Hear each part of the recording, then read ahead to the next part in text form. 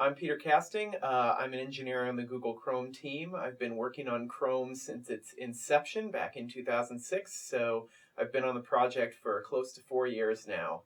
And I work on various pieces of the UI and generally on lots of the code base all over the place. UI responsiveness starts from the minute that you click on the Chrome icon. Your entire experience using Chrome should be fast and pleasant, and we've done a lot of work to make that happen. Chrome should start up quickly when you want to launch it. It should always be reactive to anything that you do in the UI. It should never hang or lock up for long periods. And any action you want to take should feel effortless. Well, as I mentioned, we start with starting Chrome itself, and a lot of people online have commented how Chrome is very fast to start. That didn't come for free. We've spent a lot of time working on making that fast. It's important to do as little as possible during startup because there are a number of things that browsers need to do, and they don't all have to happen at startup, but by convention it's easy to do them then, and therefore it's easy to make a browser that starts slowly. So we have done everything from sort of basic don't initialize various pieces of the code until the user actually goes to use them, which is lazy initialization, which is a pretty common programming tactic, all the way to profiling where our DLLs get rebaselined in memory and picking addresses that Windows is least likely to have to relocate so that the loader on Windows can load as quickly. So things ranging from sort of very general, very cross-platform fixes all the way to very operating system specific types of profiling and changes. Another example of UI responsiveness is the reaction when you type in the address bar. We autocomplete the text that you're typing and fill in the rest of the URL that we think you're trying to load.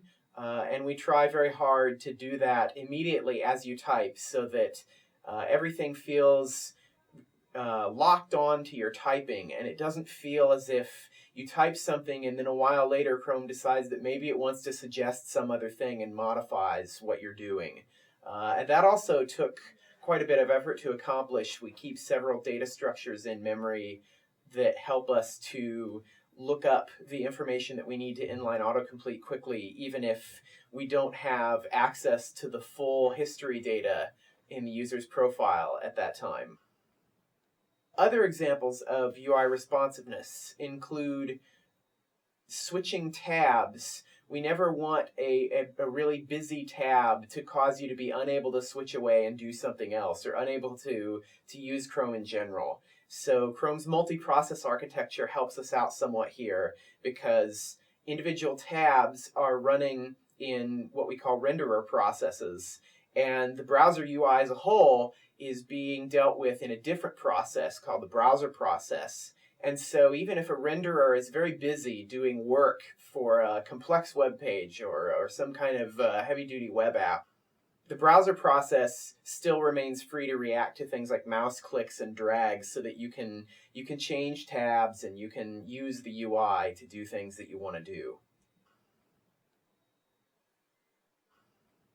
Within each process, we also have multiple threads. So Chrome is both a multi-threaded and multi-process application. Especially important are the different threads that we have in the browser process. The browser process has to do a lot of work for us because in Chrome, renderers run in something called the sandbox, which means that they don't have access to the user's screen, they don't have access to the user's keyboard or mouse. They run off in a completely isolated world. And that means that they rely on the browser process to do everything for them that relates to either input or output. The browser process has to send them mouse and keyboard events, and it has to receive bitmaps of the screen to paint and be responsible for actually painting the screen. So in the browser process, we run several different threads to make sure that no matter what you're doing, we remain as responsive as possible. The key threads that we have are something called the UI thread, which is where we actually paint pieces of the UI on the screen and where we receive Windows messages about input events. The IO thread, which is where we do all of our handling of all sorts of internal message passing, and which is what talks directly to the renderers. And the file thread, which is where we do things like access resources on disk that can take arbitrarily long amounts of time to complete. So an example of how that sort of works is that we may receive some sort of mouse event on the UI thread, and we send it to the renderer via the IO thread, and the renderer does something with it, like scrolls the screen, and then sends a new bitmap back to the IO thread. The IO thread is then responsible for making sure that the rest of the browser has the data it needs to paint that. The IO thread is never allowed to be running an operation that takes a long time to complete. Everything that happens on the IO thread needs to happen very quickly, because if something is taking a long time on the IO thread, then all communication between the browser and the renderers is blocked. And furthermore, some parts of communication within the browser itself are blocked. And the result is that the user can see hangs and glitches occur. So the IO thread runs very quickly. It's a little bit misleading that it's called the IO thread when that causes a lot of people to think of writing to disk, and when we actually do all of our disk accesses on the file thread. But the reason that we do that is because disks are already slow from a computing perspective. I mean, a disk is orders of magnitude slower than memory, which itself is slower than anything that's in the CPU cache. So even in the best of times, accessing something on disk is comparatively a hugely long wait inside the browser code.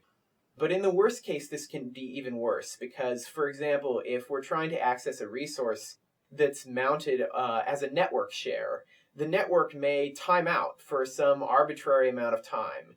And certainly, we don't want to have the UI waiting for 30 seconds or 2 minutes on a network timeout before it reacts to something the user is doing. So the code is very carefully architected so that anything that needs to take a long time like that runs on the file thread. And when you run something on the file thread, you're expected to start it, forget it, be able to go off and work for as long as it takes before it comes back. You're not expected to block on something that runs on the file thread. Early on, when we first wrote the initial versions of Chrome that had a multi-process architecture with the renderers painting things and sending them back to the browser, we found that there were a number of problems that this caused. Because the renderers were in separate processes, if you didn't use a renderer for a while, the operating system was likely to swap part or all of that process out in order to give priority to memory and demands of other processes. The result of that was that when you tried to change to the tab that renderer was backing, the tab didn't draw for a while because the renderer had to first swap all the way back in and then draw the image of whatever web page you were looking at and send it to the browser and have the browser paint that. And all of this could take a long time. So we invented the backing store cache that we have in the browser process as a way of ameliorating problems of renderers getting swapped out or other changes happening that caused us to have to wait. At the broadest level, the backing store concept is not very hard. It's basically a cache of the actual displayed image of the last several tabs that you've used. So depending on the amount of memory you have and the size of the window on your screen, we can cache, between one and maybe half a dozen different tabs. And that way, when you switch back to a tab, even before we have time to talk to the renderer, we can paint our cached backing store on the screen, and the user will see what looks like the tab immediately come in, when in reality it's a static image of the tab and the real page is loading still underneath that.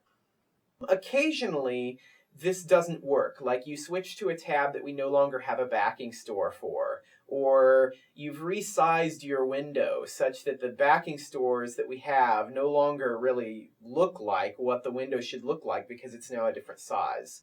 And in cases like this, you can sometimes see a white flash or some similar effect when you change to a tab and there's not yet content to paint. That kind of thing is something that we've worked hard to minimize. The other issue that backing stores help solve for us is backing stores help deal with cases where the user is, for example, resizing the window very slowly, which causes Windows to send a stream of continuous mouse messages to us. And each one, if we processed it alone, would cause us to tell the renderer that the size of the window has changed, cause the renderer to relay out the entire web page, then repaint the web page, then send us back the new paint rect. And when we have to continually do this for hundreds or thousands of mouse messages, it can become very slow. So early on, we found that resizes on complex pages like Google Maps were causing Chrome to feel very laggy. And so we implemented a trick in how we updated our backing stores where we don't send new paint requests, for example, new resizes, down to the renderer until we've received the contents of the prior one. This causes us to not queue up a whole bunch of requests on the renderer that are faster than it can process.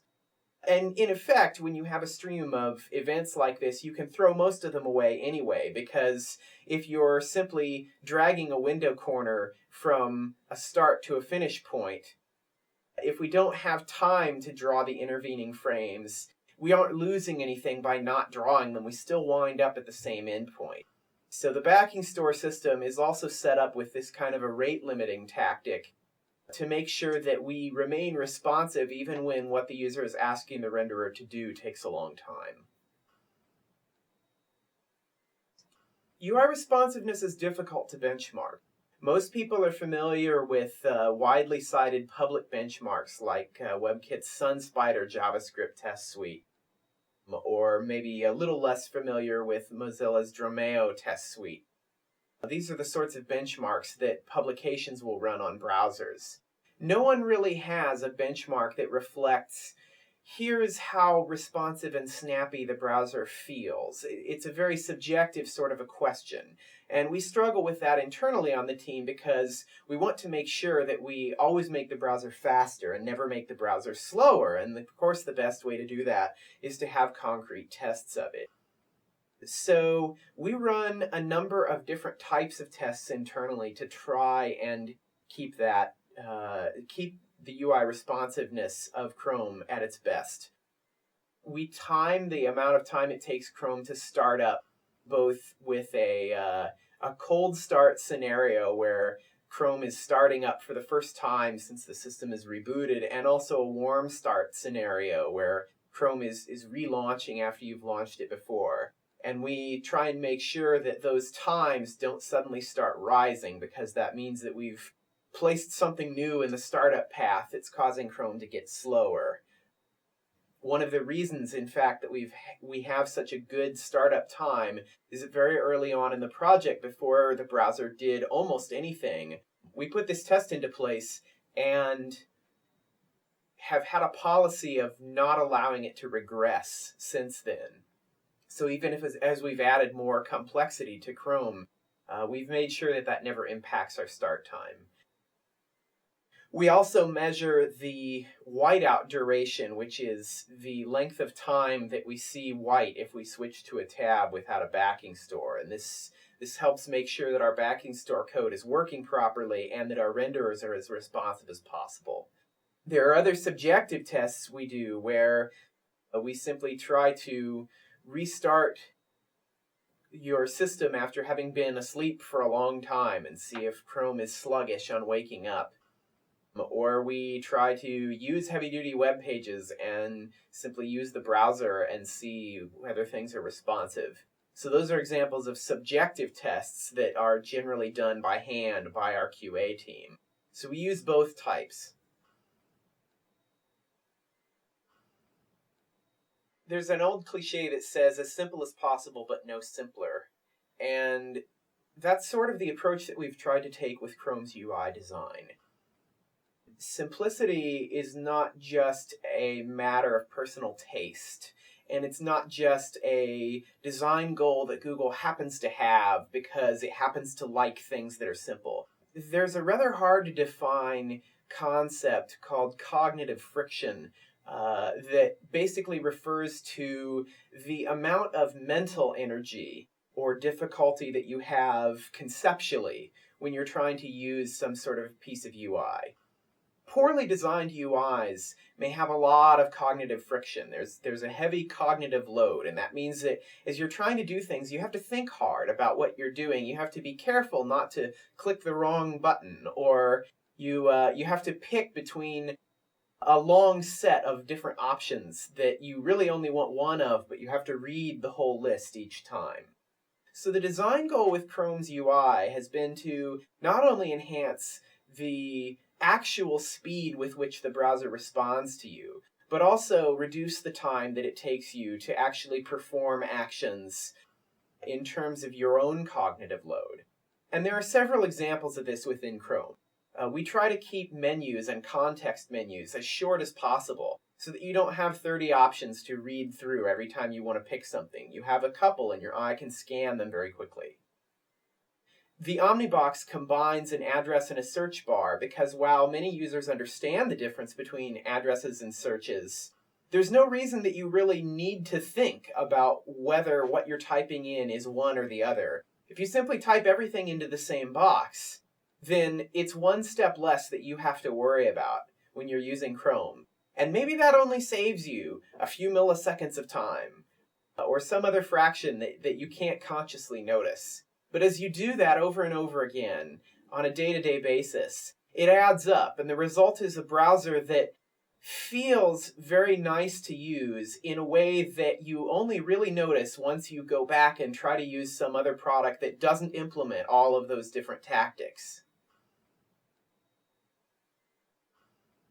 Chrome is a fast browser in many respects, but we always want to make everything about it faster. We would love to start up faster. We'd love to shut down faster. We would love to have, renderers be even more responsive to the things you're doing in them. So the various teams that work on different parts of Chrome are always benchmarking and are always trying to improve.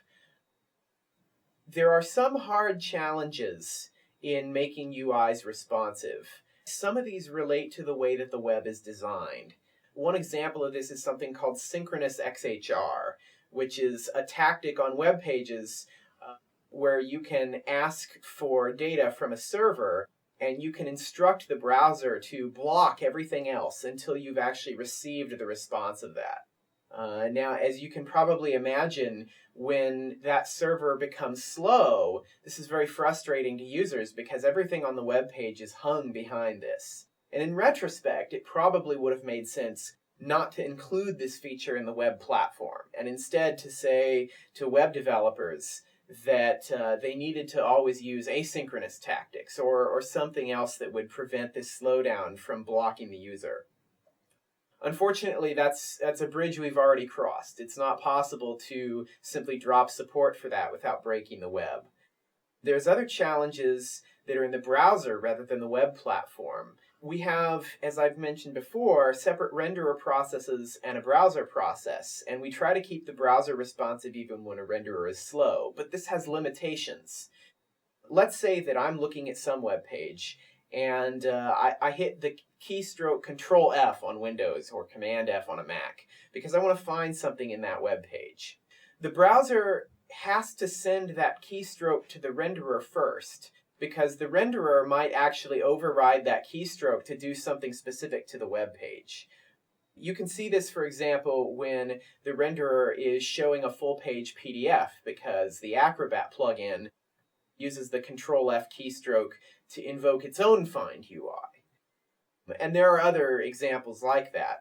So the browser sends the keystroke to the renderer, And now let's say the renderer is hung.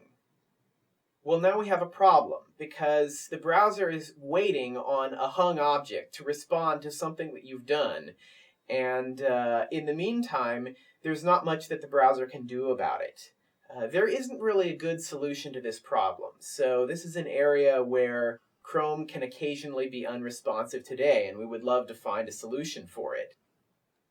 We, right now, whitelist certain keystrokes that we believe renderers are extremely unlikely to want to override and that are very important to users to be fast. For example, the Control W or Command W on the Mac shortcut to close a tab is something that we never want users to have to wait on an unresponsive renderer to do, because probably if the renderer is unresponsive, closing the tab is precisely what they're trying to do to get rid of the problem. So keystrokes like that in the browser, we special case and we don't send down to the renderer. We simply deal with them immediately.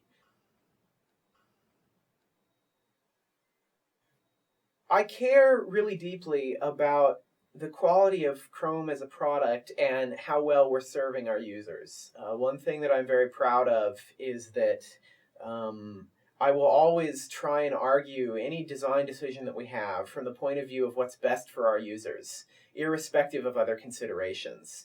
And I really think that making a browser that's very fast, that feels very slick, really matters to the people out there who use the web for critical parts of their day-to-day life.